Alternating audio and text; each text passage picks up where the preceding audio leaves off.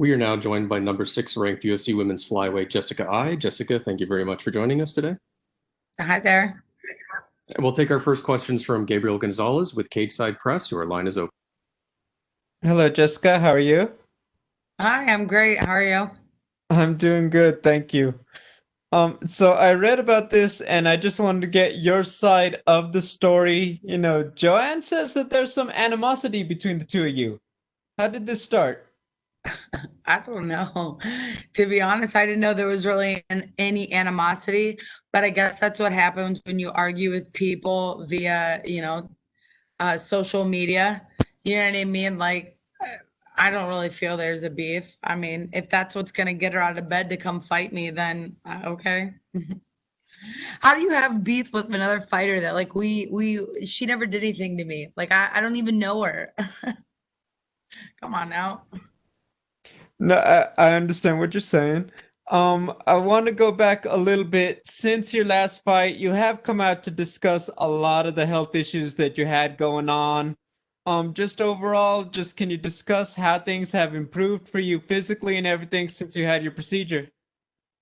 Yeah, man, thank God I lost that fight because me losing that fight means I get to be a better me because I had no idea what truly I was dealing with. I think that fighters are the biggest liars in the world, because we lie about pain all the time, whether we're in it or whether we feel it. And I think I was lying to myself for many, many years about the things that I was feeling, and I just after this last fight, it was so bad. You guys, the weight cut was absolutely terrible. The first time I actually felt how bad my stomach hurt was in the Valentina, and reference this, Eric Nixick and Gray Maynard were in that room with me when I was literally in pain, just grabbing my belly button and being like, something's wrong with my stomach. And it happened again with Viviani, and in other ways, it was disguising itself as like female issues and like things of that nature. So I was getting so many mixed signals. But it wasn't until, that had happened. And then it wasn't until I found myself in the hospital July 7th, is when I finally found out that something was very wrong with me. And, if you can understand where I'm coming from, the first couple of things they tell me is colon cancer, colitis, Crohn's, and colon cancer runs in my family, especially the women. My grandmother, my mom's mom, passed away from lung cancer and colon cancer. So it's definitely something I have to, be worried about. So I'm still dealing with struggling with irritable bowel syndrome and actually it being a, real thing, as well as getting my gallbladder removed. And that finally got removed in August. Um, August 15th. I think August 9th is the day that we actually found out. And it was just a month worth of testing, you guys. Like I can't even begin to tell you, like that was right on the time that the one gentleman had passed away from colon cancer, and how fast and things kind of were happening, with me. But I was getting tested, new tests every week, to find out till we finally figured out specifically it was the gallbladder. I know that this may seem like an odd question because obviously the fight is the most important and winning. I know that there's been a lot of fighters who have come out and said a lot about, a lot of criticism, holding the curtain and all this and criticizing your weight cut. What is the most motivating factor for you going into this one? Is it getting that W or is it also proving, you're okay on the scale? It was health issues, it wasn't lack of discipline. Proving that point to It was, everybody. and see, that's how disgusting we've treated each other as human beings. We instantly, instead of asking somebody who has a track record of making weight every time, nobody turned around. Not fellow fighters, not anybody came out to me and was like, man, Jessica, is something wrong? Like, we've never seen you do that. So instead, other fighters, like I heard the way Paul Felder talked about me on the fight, and like how people said things about me. Like, nobody reached out to say, hey, dude, maybe we could help you. Is there something going on? Do you need a doctor? Let's talk about it. Let's do some assessing. And the PI, they were stumped. The UFC PI was absolutely stumped. I had to leave them and go to other people because they could not figure out what was going on with me. So I think by nature, all that I can say in this particular situation is everybody can stop and wait to see what happens on weigh-in day. And to give me a chance, like again, like, why are we always about putting people down, especially in this sport? If people aren't making weight, there's problems, right? And it's not a discipline thing. And especially going into my 14th UFC fight, I've got over 10 fights and I never miss weight. It's never happened. But instead, we just, we push people down and we bully and we treat people, bad. So, I mean, it is what it is. I know what was going on. I fixed the problem, because when it boils down to it, if I don't fix the problem, no one will. And no one's going to support me to do it. So, in that kind of, point in case, that's why I'm here with my coaches that, are more like friends. And I can even say that they're friends that have the ability to take me to the next level, because I need that in my life. And we need that. I appreciate your honesty. Thank you. My final question, just how do you feel you match up with JoJo stylistically, and how does this fight go? Well, I feel like I'm a terrible matchup for JoJo, right?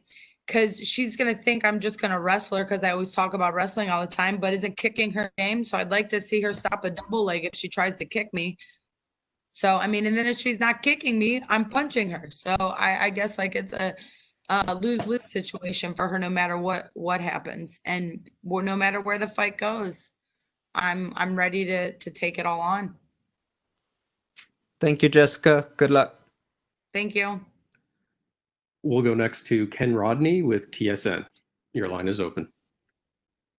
Hey, Jessica, thanks for the time. I'm just wondering, now that you've put those health issues behind you, how different this camp felt compared to the ones that you had before your last two fights. Do you feel like you're a lot better prepared? Like, do you feel a difference?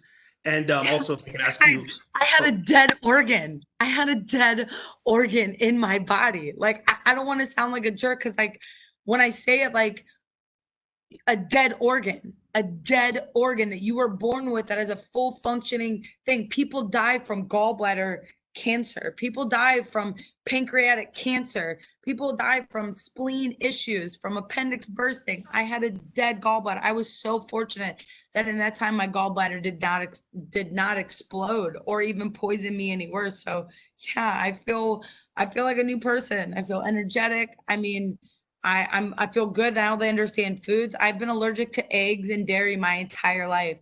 Unfortunately, maybe just the way that my dad was growing up, and I never got tested for it. And I think that by now we've realized that food and things have changed, that I've come to find out I have been allergic my whole life. I should have known too, even in this last weight cut, when the UFC, when we had talked about my dieting and they had gave me eggs, I was just profusely vomiting the entire week.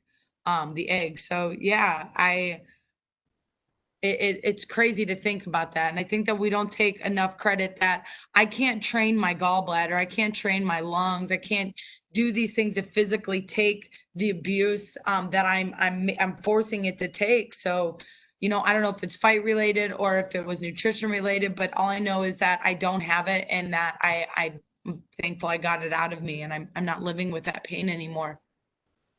so with that behind you, obviously your goal is to get back to another title shot and then get yourself that gold. What kind of perspective do those health problems add to the goal of trying to get back to the top of the division? It's everything's different now. You know what I mean? Like, I'm different now. I'm excited to go back to weight cutting. I'm excited to do this. I mean, everything is different that way. Obviously getting to the UFC gold is what every fighter wants. And they'd be lying if they didn't say that. But, there's levels to leveling, right? So you have one level and then you keep continuously reaching each one. And this first level is, the first level of business was getting my health taken care of, and my nutrition. And then next is, winning a fight. And then from there, now maintaining and then going into the next fight. So, I obviously have some work to do, and I've got time and health on my side. So, I mean, whatever we have to do to get me there, I'll do. All right. I wish you good health. Thanks for your time. Thanks a lot. Thanks. And we'll take our final questions from Damon Martin with MMA Fighting. Your line is open. Hey, Jess. On the gallbladder question, but I'm curious, when you finally got a diagnosis, did they give you a time? Like, did they give you a sense like how long it actually had been like causing you problems? Because I'm sure this is going back a while. Like, did they give you an idea how long your gallbladder's actually been giving you issues? So it usually takes a couple of years, they said. It takes a couple of years for the gallbladder to fully die. So most people get their gallbladder, and it's actually more common in women than it is in men. But it does happen with men. But it usually takes a couple of years, but they said that, again, let's put some things in perspective. And this is all things that people can Google if you would really like to know anything about it. This is free information out there for you. And even if you're struggling with food and even digestive things in that regard, mine was dead for a lot longer than they anticipated. But most people, when they start to notice a gallbladder issue, it's removed anywhere from 60% to 75% function. That means 75% of it is functioning. I had a 9% functioning gallbladder. 9%. 9. That was completely poisoning my body. So that being said, like, I think it got really, really bad over the past year, but I have to question that. Have I ever had a fully functioning gallbladder? Because I've struggled with stomach pains my whole life. Like I've always had stomach pains. It's been a part of my life, my whole life. And this is the first time since August 15th, and since recovery, I think fully, I should say since September, that I'm not dealing with chronic stomach pains all the time. And if I do get a stomach pain, I know what it is. And I know it's from a food, or I had gotten in contact with something. Like even today, like I had rashes all over my neck. Some of the soap over here that I use, I'm allergic to. So it happens. I have to be very, very careful about everything I do now. With that being said, coming out on the other, you have a health issue like that and you finally get it fixed. I mean, mentality, does it just make you feel better beyond the physical side, just the mental side? Because I know going through those last couple of weight cuts, you're not a person who ever really struggled with making weight or missed weight before. Coming out on the other side of that, can you kind of give me an idea of the mentality now, just being healthy? Oh my God. Like we live, like you guys, we're still trying to survive a pandemic. People are dying all the time. Health is the most important thing that we have in this world. It's the only thing that we really can't control. You know what I mean? But it's the most important thing we have. So knowing that, like, yeah, I got a little bit of a chip on my shoulder. I really saw some really dark times, and I felt really, really bad. That I don't think that when you think you're a survivor, like I was a survivor of abuse and stuff like that, but to go through something so traumatic like that, to have an organ removed from my body, like there's definitely been some things that I've had to deal with in that way to like really like overcome it, to the fact that like I feel very, very powerful, and I feel like I have a whole new control of my body, a whole new control of my brain. I'm not dealing with brain fog all the time and constant confusion because I'm being poisoned. So yeah, I can't wait for all that. I definitely have a chip on my shoulder because I was dealing with something that I tried to hide. And I've said it now a couple of times. Fighters are the biggest liars in the world. We lie about pain all the time, like all the time on a daily basis. And I don't have to lie about pain. Like I don't have to lie about it. Like I'm not hurting. I have no injuries. Like I have no excuse. So Jojo, if you beat me because you're the better person. There's no health issues right now. I'm happy. My body's probably the best it's ever been in my entire 34 years of my life. And I'm getting ready to do the best job in the world. Going back, you mentioned, in a way you were actually happy the last fight happened because afterwards you were able to actually diagnose what went wrong and get things fixed. But coming out of that fight and then facing a fighter like JoJo, in terms of your career, in terms of your place in the flyweight division, because obviously the end goal is to get back to the title, but I'm sure you want to show, again, taking nothing away from Cynthia or any of your past opponents, but this is the real Jessica Eye. Again, like, we can sit here and we can talk about it all day long, right? And I mean, I think the proof is in the pudding. My career has been like this, right? I've given you nothing far short of entertainment, and I've been undyingly myself, and I've grown up in this sport for many years, going into my 14th fight. So like, I know that I'm gonna get the best JoJo because she doesn't like me, but she's gonna get the best physically, Jessica that this sport might have ever seen, that I've ever seen.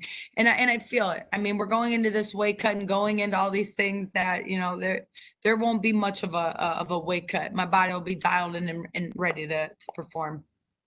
And last one for me, I don't want to get too much into game plan. You mentioned earlier, JoJo probably thinks you're going to wrestle, but there's one area has maybe struggled a little bit in the UFC. It has been her submission game, her submission arsenal in terms of getting caught in a couple of those without giving away game plan. Do you see like there's an opening? Do you feel like there is a big difference in your ground game versus her ground game? Well, yes, because I worked with Mr. Jason Manley and Jake Shields and Rachel Cumming going into this fight. And if you guys all know who Jason Manley and Jake Shields are, and into it, obviously, JoJo lost her last fight by submission. So that always happens to us fighters, right? Like we lose by something, we're like, we got to do it more. Oh my God, I'm not good. I must do it more. So again, it was nice to work with such good people that they were like, hey, you can't get to this level in a fight camp, Jess. You can't stop those certain levels of things. So it was nice to splash a little bit of everything into this camp and just make my overall self better all the way. So got to put a couple more submissions that I never knew that I liked. I got to add a couple more punches in because I worked with a gentleman from the money team. So I can't wait to showcase my paws. And most of all, I'm joined by my little brother in my corner again, and I just love him to death, and I love having him there for me. And when it boils down to it, it's family first and health. So I feel like I got both of them on my side. Of course. Thank you very much, Jessica. That's all the time we have for you. Boom. Thanks.